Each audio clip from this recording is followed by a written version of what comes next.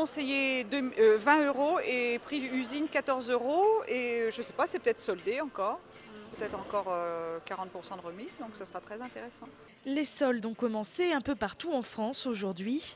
À la Séguinière, près de Cholet, chez Marc Avenue, les clients sont venus nombreux pour trouver de bonnes affaires dans ces magasins d'usine. Alors Marc Avenue, c'est un ensemble d'une quarantaine de magasins de déstockage donc qui vendent des surplus des années passées à moins 30% de remise minimum, et ce toute l'année.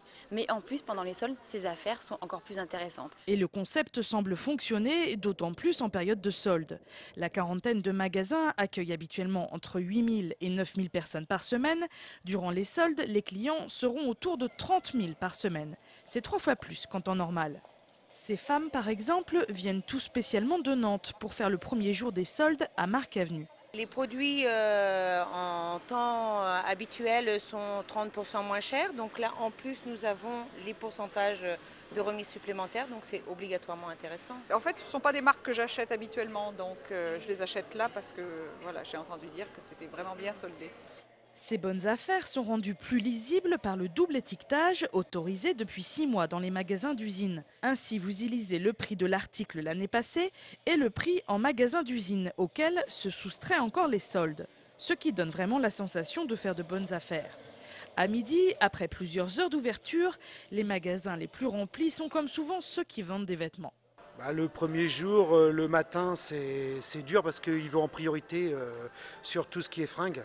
Écoutez, pour l'instant, c'est dans la même tendance que les autres années qu'on a pu connaître. On a quand même beaucoup de monde, pas mal de monde. Les gens sont acheteurs pour l'essentiel, des gens qui ont pour la plupart repéré des modèles. Les soldes durent jusqu'au 28 juillet. Vous avez donc encore 5 semaines devant vous.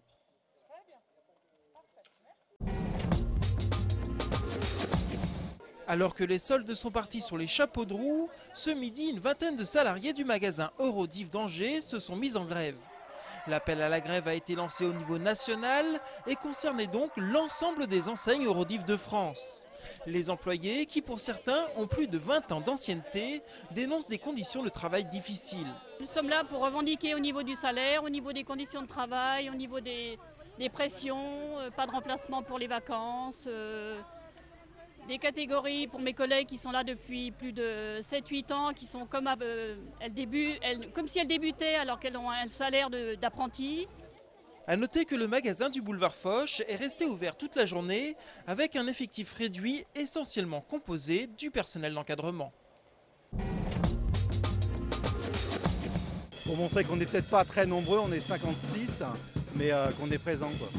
Les salariés de Rapidex à Écouflant étaient en grève toute cette journée. Réunis devant les grilles de l'entreprise, ils ont fait beaucoup de bruit, une façon de soutenir leurs délégués syndicaux. Ils négocient actuellement avec la direction les modalités du plan social qui vise 31 emplois. Ils demandent plus que le minimum légal. On ne veut pas être pris pour des larbins, on ne veut pas être jeté à la rue comme ça. On demande des négociations, on demande que la négociation soit revue. Débuté à 9 h, le CE n'était toujours pas terminé en fin d'après-midi. Rappelons que Rapidex travaille dans le secteur de l'emballage. Les 31 licenciements sont prévus dès le mois de juillet. Le chiffre du jour concerne les liquidations d'entreprises en Anjou, plus 40% sur les 6 derniers mois. C'est un record. Il s'agit principalement de petites entreprises avec peu de salariés dans le secteur du bâtiment et dans la restauration. Roselyne Bachelot, toujours ministre de la Santé et des Sports. Le remaniement opéré hier n'a pas touché la représentante angevine du gouvernement qui conserve donc ses attributions. La seule modification concerne Bernard Laporte, le bras droit de Roselyne Bachelot, qui quitte le secrétariat d'État au sport et qui est remplacé par Ramayad. A noter que Roselyne Bachelot devrait être à Angers ce vendredi pour présenter au CHU sa réforme des établissements hospitaliers. Ils étaient près d'1 millier d'enfants de 8 à 11 ans à participer aujourd'hui à la finale départementale d'athlétisme organisée par l'USEP, l'Union sportive de l'enseignement du premier degré. Cet événement s'est déroulé au stade du Lac de Maine à Angers. Au programme, de nombreuses épreuves pour ces élèves de CE2, CM1 et CM2, saut, lancer, course et relais. Alors même s'il s'agit d'une véritable compétition, c'est plutôt la notion de plaisir que les organisateurs préfèrent mettre en avant. Je suis pour la compétition, dès lors qu'elle est maîtrisée, qu'elle est saine, que ça se fait dans un bon esprit. Le résultat au millimètre près n'est pas très important sur le saut, ce qui est important c'est de prendre du plaisir. Ce rendez-vous a beau exister depuis maintenant près de 20 ans, le succès est à chaque fois garanti. Les enfants sont au 7e ciel. C'est marrant, ça donne envie de continuer le sport. Et quand les enfants adorent, les parents, eux, sont ravis. Participer dans un cadre comme ça, c'est quand même hyper sympa et pour eux, ça leur fait plaisir et nous aussi, quoi. Au final, tout le monde s'est bien amusé. De bon augure à un mois des championnats de France d'athlétisme qui se dérouleront à Angers du 23 au 25 juillet prochain. Ça fait plaisir de voir qu'une ville a soin des œuvres qu'on leur a mis et qu'on a mis. J'ai toujours aimé cette petite place, cette placette avec la fontaine, avec la vie autour. Ça me fait plaisir.